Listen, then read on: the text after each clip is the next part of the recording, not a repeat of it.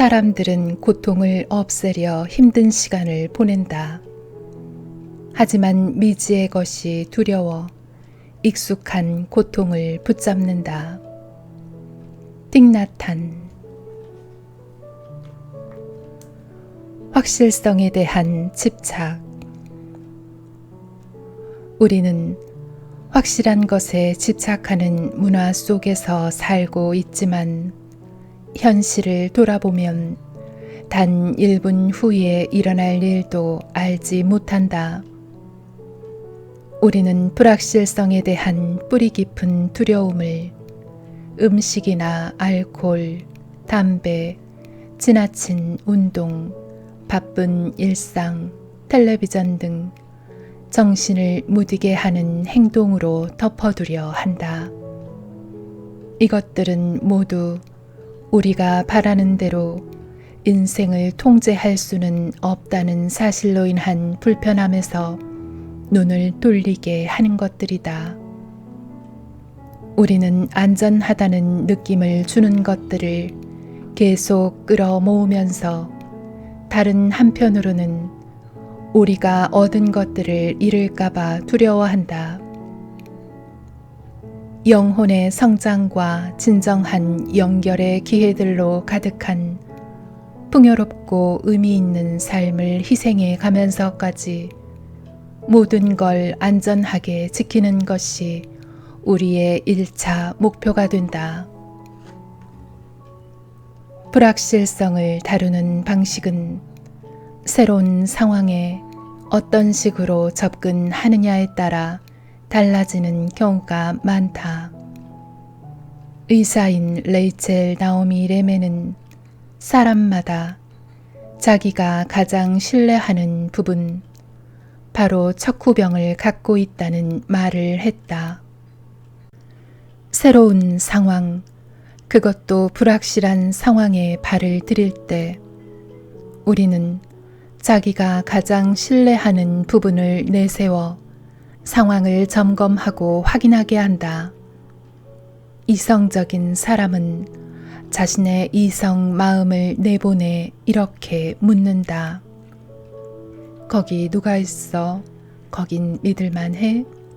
데이터는 어떻게 나와?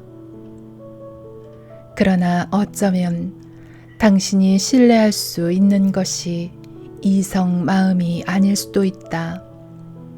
당신은 가슴이나 직관을 신뢰할 수도 있다. 가슴이나 직관을 척후병으로 보낼 때는 이렇게 물을 수도 있다. 이곳 분위기는 어때? 어떤 느낌이 들어? 사람들에게 사랑이 충만해? 이성 마음은 이성적인 일을 하는데 쓸모가 있지만 동시에 작은 나의 두려움의 목소리가 나오는 곳이기도 하다.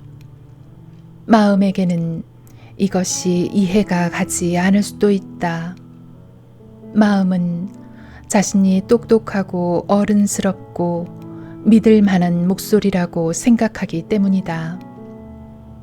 지성이 이성 마음에서 나오는 게 사실이기는 하지만 두려움 또한 이 마음속의 생각에서 나온다. 반면에 내면의 등불은 당신의 가슴과 직관에 깃들어 있다. 작은 나는 확실한 것을 갈구하지만 내면의 등불에게는 이미 알고 있는 것이나 아직 모르는 것이나 다 편안하다. 평화로움을 느끼고자 확실성을 요구하지 않는다. 누구에게나 이 두 부분이 있지만 우리 문화에서는 많은 사람들이 직관보다는 이성 마음을 더 신뢰하며 따라서 우리의 경험이 타당함을 확인하는데 이성 마음에게 더 많은 권한을 준다. 이것은 문제를 일으킨다. 왜냐하면 당신의 더 작은 부분, 이성 마음 또는 작은 나는 당신의 더 큰 부분, 가슴과 직관 또는 내면의 등불을 쉽게 확인하지 못하기 때문이다. 이성 마음이 내린 결론을 직관으로는 확인할 수 있지만 그 반대는 불가능하다. 이성 마음은 확실성을 갈구하지만 당신은 아무것도 할 수가 없다. 이성 마음은 개인의 진실성, 일관성, 모험심과 기쁨을 버리는 한이 있어도 안전과 보장, 안락을 찾을 것이다. 우리가 이성적으로 확인해야 만족하는 사람인지 직관에 이끌리는 사람인지를 결정하는 것은 무엇일까? 불확실성과 계속해서 마주쳐 자신이 안전하지 못하다고 느낄 때 우리는 이성적인 사람이 되기 쉽다. 우리는 상황에 대한 설명, 통제력, 합리적인 생각, 확실하다는 느낌을 갈망하기 시작한다. 그렇게 해야 우리의 불확실한 세상을 얼마라도 통제하는 것 같은 느낌이 든다. 하지만 이성적인 사람이 될 때 우리는 호기심과 경이로움, 나아가 경외의 마음으로 불확실성을 대할 수 없게 된다. 확실성을 고집한다면 어떤 것들을 포기하게 될지 생각해보라. 당신은 호기심과 창조성, 가능성의 문을 닫게 된다. 새로운 것들의 마음의 문을 닫게 되고 영원한 학생으로서 배우는 즐거움을 놓치게 된다. 이런 태도를 취할 때 우리는 레이첼 나오미 레멘의 말대로 삶의 신비를 삶에 대한 통제와 맞바꾸면서 살아있다는 느낌과 가능성의 감각을 잃어버리고 만다. 확실성을 갈구하는 작은 나. 우리가 가만 놔두기만 하면 불확실성은 작은 나의 본질과 대면하게 해준다. 확실성이라는 환상에 우리가 매달리는 이유 중 하나는 그것이 작은 나에게 우리가 세상사를 통제하고 있다는 거짓된 느낌을 주기 때문이다. 작은 나는 우리의 자아상과 세계관을 유지하는 데 힘을 쏟는 우리의 일부이기 때문에 확실한 것을 좋아한다. 작은 나에게는 우리가 어떤 사람이고 어떤 사람이 아닌지, 우리가 잘하는 건 무엇이고 못하는 건 무엇인지, 어떤 것은 해낼 수 있고 어떤 것은 해낼 수 없는지, 무엇은 믿고 무엇은 믿지 않는지에 대한 이야기가 있다. 또한 세상이 어떻게 돌아가는지에 대한 확고한 생각도 있다. 그래서 어떤 것은 옳고 어떤 것은 그르다고 하고, 어떤 것은 실제하고 어떤 것은 실제하지 않는다고 하며, 어떤 것은 가능하고 어떤 것은 불가능하다고 하고, 어떤 것은 제정신이고 어떤 것은 제정신이 아니라고 한다. 작은 나는 확실하게 대답할 수 없는 질문은 좋아하지 않고 모든 것을 정돈된 상자들 속에 넣어두기 위해 신비로움, 경이로움, 외경심, 가능성 같은 것은 기꺼이 내버린다. 영적 교사 아디아 샨티는 은총 고통의 끝에서 우리가 고요한 인식 상태의 드넓은 내적 공간에서 삶을 시작한다고 가르친다. 그 뒤 우리에게 이름과 성별, 옳은 것과 그른 것을 가리는 규칙들, 그리고 세상에서 내가 어느 위치에 있는지에 대한 생각들이 주어진다. 경험을 쌓아가면서 우리는 이런 생각들을 가지고 자신의 자아상과 세계관을 구축한다. 어떤 사람들의 자아상은 부정적이다. 자신이 어떻게 부족한지에 대한 고통스런 생각들로 가득하다. 또 어떤 사람들의 자아상은 긍정적이다. 자신이 남보다 우월하다고 느끼든 열등하다고 느끼든 더 가치 있다고 느끼든 가치 없다고 느끼든 더 영리하다고 느끼든 어리석다고 느끼든 더 잘생겼다고 느끼든 못생겼다고 느끼든 이런 것들은 모두 이야기일 뿐이다. 이런 관념들은 그냥 생각에 지나지 않지만 우리는 자신을 그런 생각과 워낙 동일시한 나머지 우리가 정말로 누구인지를 잊어버린다. 우리는 생각에 한계가 없는 순수 의식인데도 말이다. 확실성에 대한 갈구는 괴로움을 만들어낸다. 확실성에 대한 우리의 믿음이 깨질까봐 두려운 것만큼이나 만일 우리가 자신이 누구인지 알지도 못하고 세상을 떠난다면 그것은 훨씬 더 큰 비극이라는 것을 가슴속 깊이 알고 있기 때문이다. 작은 나는 우리가 누구인지에 대해 상충되는 견해들을 갖는 경우가 많다. 우리는 우리가 얼마나 고상하고 똑똑하고 진실한지 이야기를 지어내 한껏 자신을 부풀린다. 그러다가도 그런 부풀린 생각대로 살지 못하면 이번에는 자신이 얼마나 보잘것없는 존재인지 한껏 오므라든 이야기를 지어내 자신은 물론 남들까지 깎아내린다.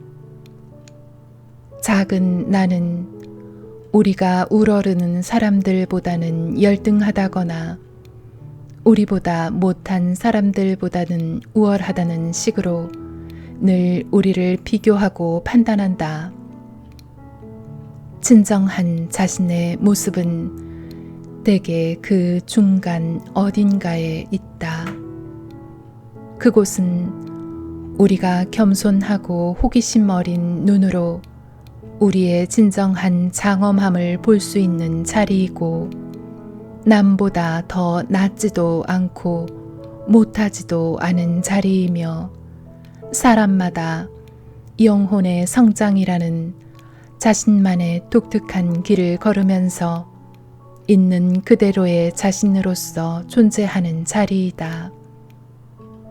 우리가 기꺼이 호기심을 갖고 대하기만 한다면 우리의 진정한 본성은 스스로 드러나기 시작한다.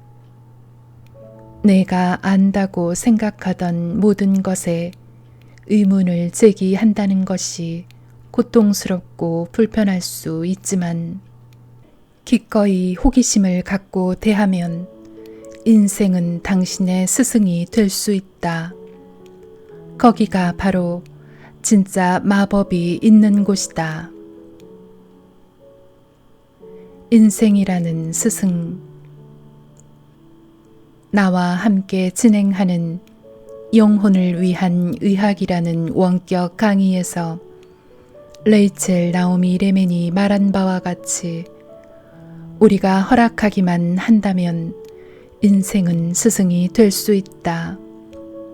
어릴 때 우리는 유치원에 가자마자 어떻게 선생님들은 모든 것을 다 알고 학생인 우리는 아무것도 모르는지 나름의 이야기를 지어낸다.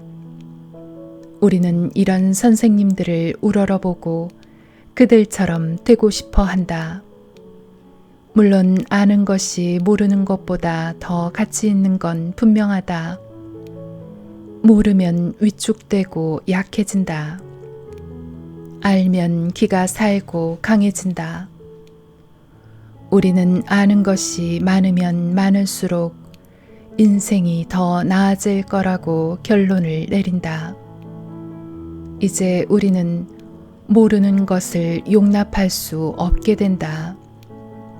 그래서 무슨 수를 써서라도 확실한 것에 가치를 두기 시작한다. 배우는 사람보다는 아는 사람이 되는 것이 더 낫다고 믿게 된다. 인생이라는 스승은 여러 가지 모습으로 나타난다. 우리의 아이들이 스승일 수도 있다. 길거리의 노숙자가 스승이 될 수도 있다. 상처도 스승이 될 수 있다. 학대도 스승이 될 수 있고 두려움도 마찬가지다. 인생이 우리에게 가르쳐 주려는 선물들은 대개 확실성의 영역이 아니라 불확실성의 영역에 있다. 인생을 스승으로 삼고자 할 때는 어느 정도 겸손이 필요하지만 우리가 아는 척만 하지 않는다면 누구나 배우는 사람이 될 수 있다. 이 스승은 당신이 확실한 것을 갈구하느라 전혀 보지 못하는 바로 그것들을 당신 앞에 보여줄 것이다. 내가 인생의 악재들을 겪는 동안 일어났던 일이 바로 이것이다.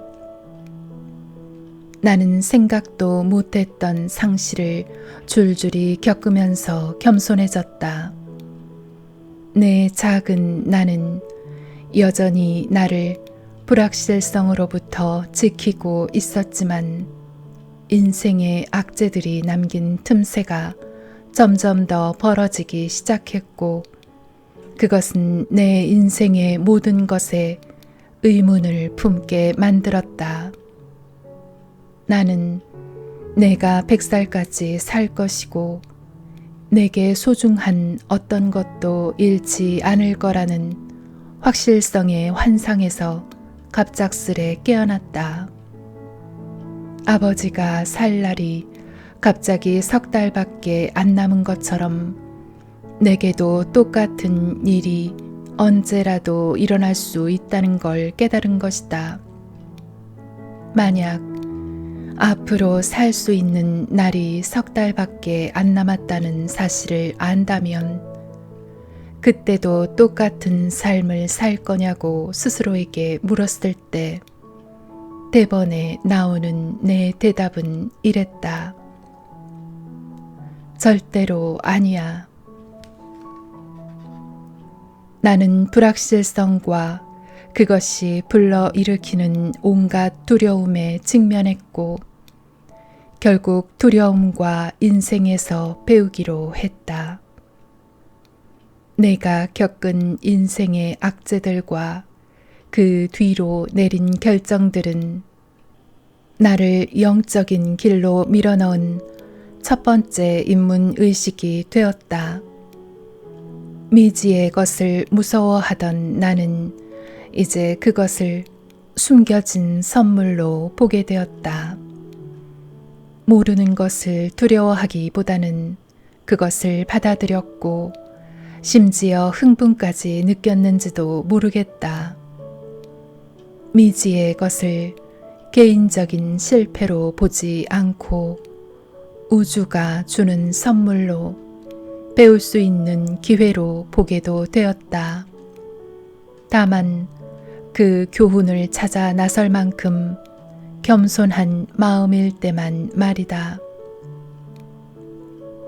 불확실성에 대한 두려움의 반대면이 곧 가능성에 대한 흥분이라는 것, 그것이 바로 내가 발견한 것이다. 몰라 라고 말하기를 두려워하기보다 모험심을 가지고 몰라라고 말해보라. 미래에 뭐가 기다리고 있을지 모를 때 어떤 일이라도 일어날 수 있기 때문이다. 그런 관점은 우리가 길들여진 온갖 문화적 규범에 어긋난다. 우리 안에 이성적인 확인하는 자는 늘 왜와 어떻게를 알고 싶어 한다. 그러나 왜와 어떻게를 줄곧 묻는 내게 레이첼이 말한 것처럼 왜와 어떻게를 이해한다는 것은 어쩌면 꼴찌들이나 받는 상일 것이다. 세상 일이 내 뜻대로 되지 않을 때마저도 인생의 모든 면을 통제하려는 노력을 멈추고 삶을 스승으로 삼으려 애쓸 때 마법과도 같은 일이 벌어진다. 확실한 것을 부여잡은 손을 기꺼이 놓고 미지의 신비를 껴안을 때 삶은 당신에게 기쁨을 주기 시작한다. 당신은 성장하고 변화한다. 당신의 발목을 붙잡는 가짜 두려움을 넘어서 믿음으로 불확실성을 껴안을 준비가 된 것이다.